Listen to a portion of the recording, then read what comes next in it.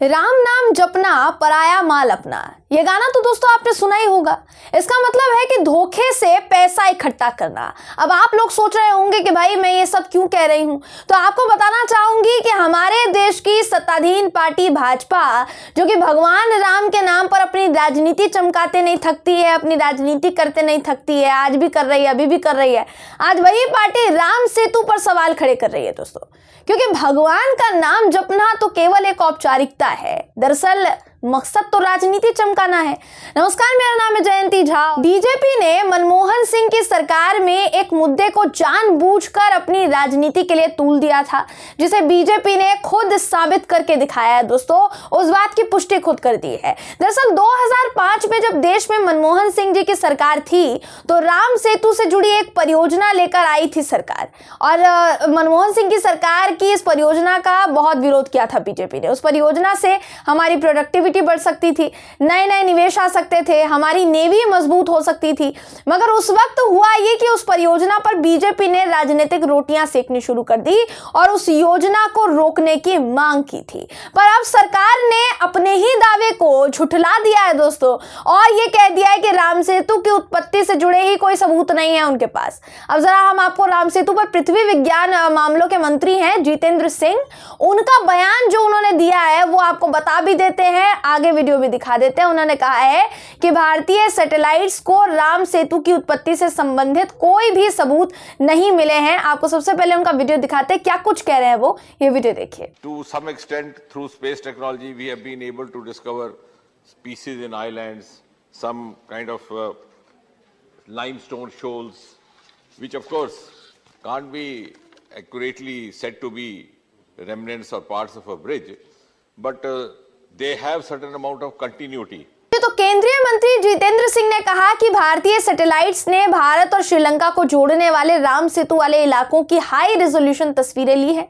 हालांकि इन सैटेलाइट्स तस्वीरों में अब तक सीधे तौर पर राम सेतु की उत्पत्ति और वो कितना पुराना है इससे संबंधित कोई पुख्ता सबूत नहीं मिले हैं, ऐसा उन्होंने कहा। यानी सीधे सीधे कह तो दिया ही है कि राम सेतु होने के कोई पुख्ता सबूत नहीं है, हमें कोई सबूत नहीं मिले हैं इस बात के, ये बीजेपी कह रही है। मतलब बीजेपी रामायण में दर्ज इतिहास को नकार रही है दोस्तों। रामायण में राम सेतु का जिक्र है जिसे बीजेपी ने नकार दिया, सिरे से खारिज कर दिया। मगर यहाँ बीजेपी दो मुही बात कैसे कर सकती है, देखिए आपको बता देते हैं। दरअसल जब राम सेतु से जुड़ी परियोजना पूर्व प्रधानमंत्री मनमोहन सिंह के समय में लाई गई थी, तो बीजेपी ने विरोध जताया था। दशा ये हो गई थी दोस्तों कि इस परियोजना के चलते बीजेपी ने कांग्रेस को हिंदू विरोधी बता दिया था। यूपीए 1 सरकार ने, जब यूपीए मनमोहन सिंह की सरकार थी, तो 12 मीटर गहरे और 300 मीटर चौड़े चैनल वाले सेतु समुद्रम प्रोजेक्ट को हरी झंडी दी गई थी। इसके तहत होना यह था कि मन्नार की खाड़ी को पाक बे से जोड़ा जाना था, लेकिन इसके लिए राम सेतु की चट्टानों को तोड़ना पड़ता। प्रोजेक्ट समर्थकों के मुताबिक इससे जहाजों के ईंधन और समय में लगभग 36 घंटे की बचत हो पाती थी, क्योंकि अभी जहाजों को श्रीलंका की परिक्रमा करके जाना होता है, ये कहा जाता है। लेकिन अगर ये बन जाता तो शायद ऐसा नहीं करना पड़ता। हिंदू संगठनों ने इसका विरोध किया, कहा कि इस प्रोजेक्ट से राम सेतु को नुकसान पहुंचेगा।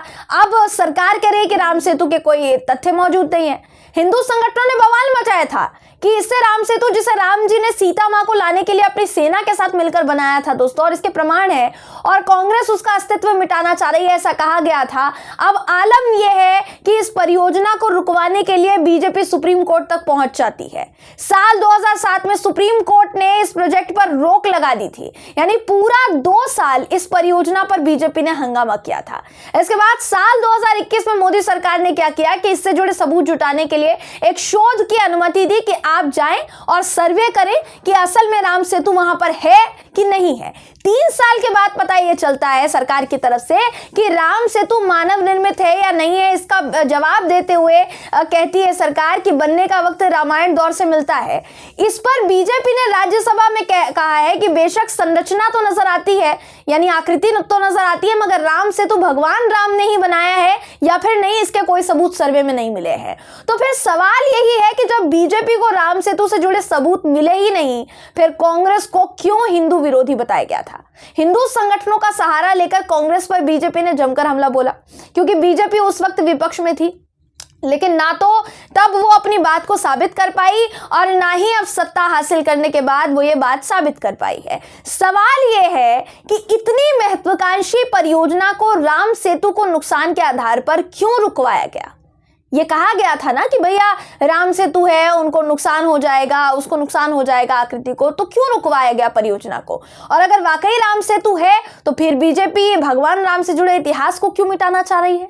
अपने ही कहे से क्यों पलट रही है? क्या इन सवालों के जवाब है बीजेपी के पास?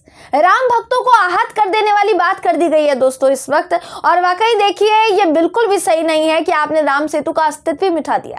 सबसे हैरान कर देने वाली बात तो यह है कि सरकार ने संसद में कहा कि राम सेतु के पुख्ता सबूत नहीं है। जब सैटेलाइट से इमेज देखी गई तो ऊपर से केवल और केवल आइलैंड और चूना पत्थर दिखा है, यह सरकार का कहना है। अब क्योंकि यहां भाजपा ने कांग्रेस को बदनाम किया, इसलिए इस जवाब के सामने आने के बाद कई कांग्रेस के नेता और दूसरी पार्टियों के नेताओं ने बीजेपी पर हमला बोला है, बीजेपी को ट्वीट्स के जरिए घेरा है। दोस्तों एक एक करके आपको एक सबका ट्वीट दिखाती हूं। सबसे पहले स्क्रीन पर इस वक्त कांग्रेस के दिग्गज नेता हैं कमलनाथ, उनका ट्वीट दिखा रही हूं, जो अपने ट्वीट में लिखते हैं कि केंद्र सरकार ने राज्यसभा में कहा है कि राम सेतु होने के ठोस प्रमाण नहीं मिले हैं।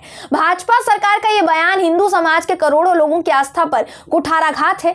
भगवान राम जन जन की आस्था के केंद्र है। इनके बाद पवन खेड़ा लिखते हैं कि सभी भक्तजन कान खोलकर सुन लो और आंखें खोलकर देख लो, मोदी सरकार संसद में कह रही है कि राम सेतु होने का कोई प्रमाण नहीं है। इनके बाद स्वाति मिश्रा लिखती हैं कि मोदी सरकार ने संसद में कहा है कि राम सेतु के ठोस सबूत नहीं है। 2007 में मनमोहन सरकार ने सुप्रीम कोर्ट में कहा था कि उसके मानव निर्मित होने के वैज्ञानिक सबूत नहीं है।